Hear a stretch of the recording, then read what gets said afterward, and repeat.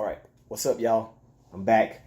Thanks for checking this video out. I really hope that you respond to it. If you have any questions, I'm gonna try to be as clear as I possibly can. And like I said, I'm still trying to get a hold of this.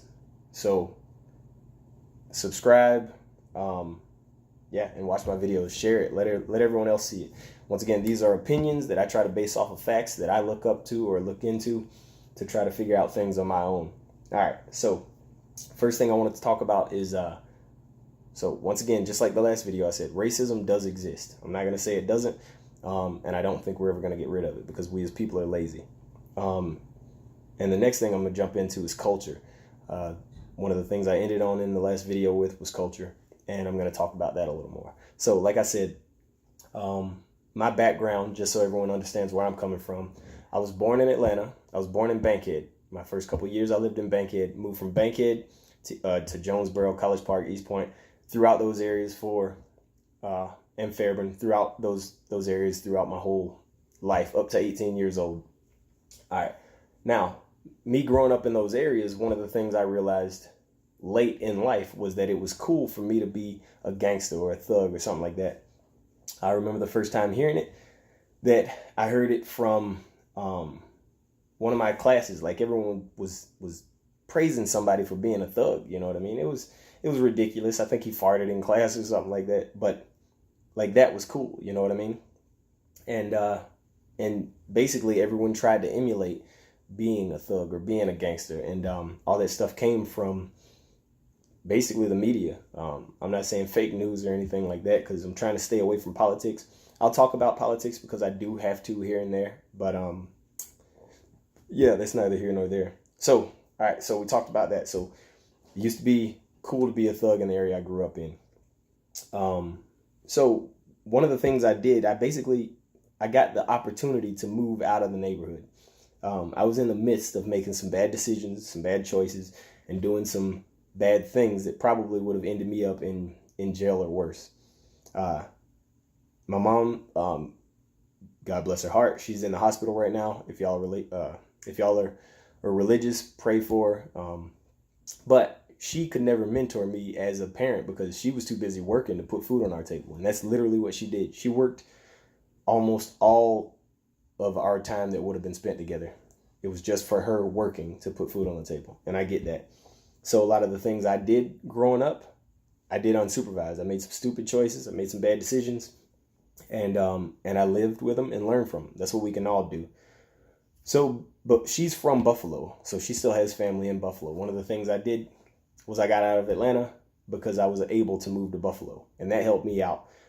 Initially, when I moved to Buffalo, because of the things people had heard about me and the things that I'd done, the friends of my family wanted to hang out with me and basically continue doing those stupid things. And right off the bat, I ended up doing that. And I realized, I was like, wait, I moved here to get away from all that, so I'm going to try to stay away from all that. I distanced myself from those people, and I feel I'm doing better, right?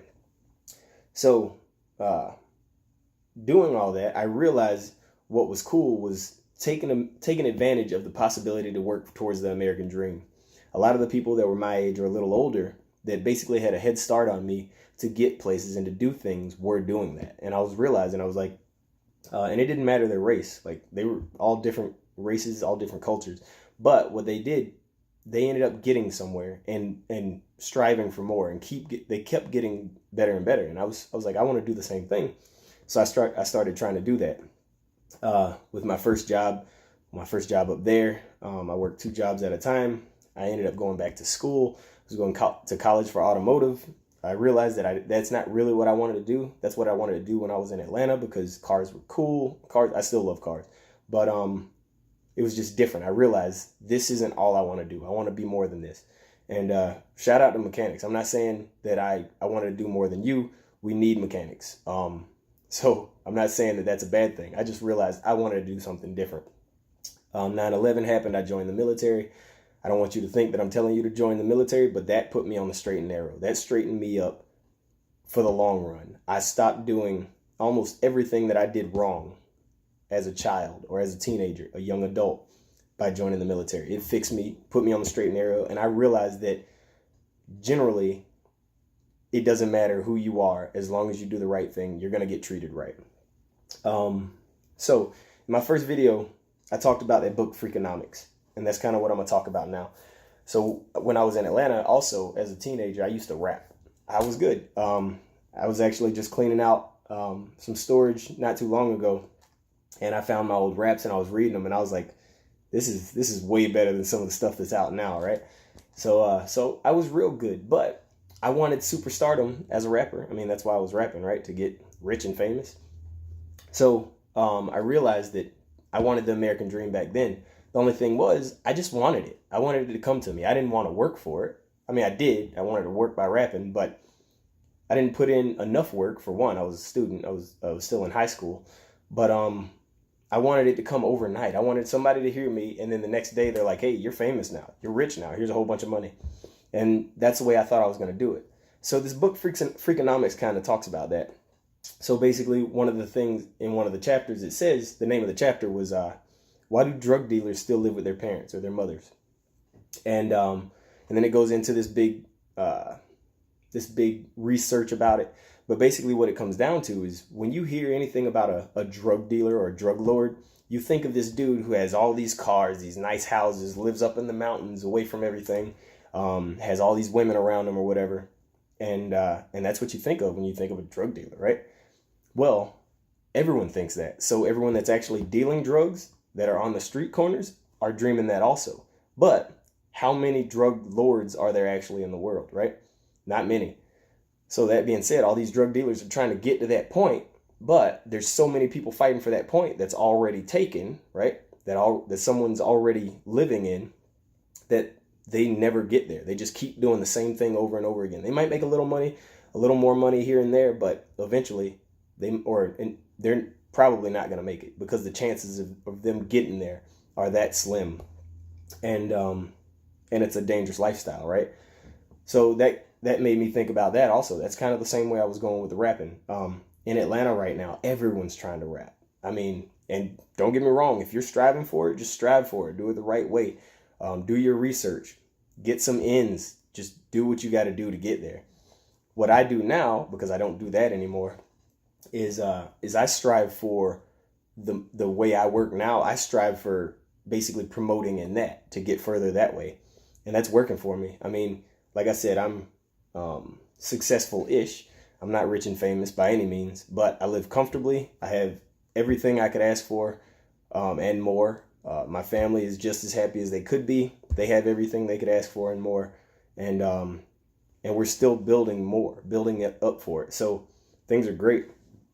So, yeah, outside of superstardom, we're working for the American dream right now. And rarely does race come into my life at all. And I work in a very predominantly white area.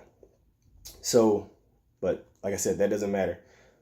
So, now a couple things is that the hunt for success has humbled me, but made me realize that other than people that are in the right place at the right time, sorry, my hair is not normally this long. I've been playing with it a lot.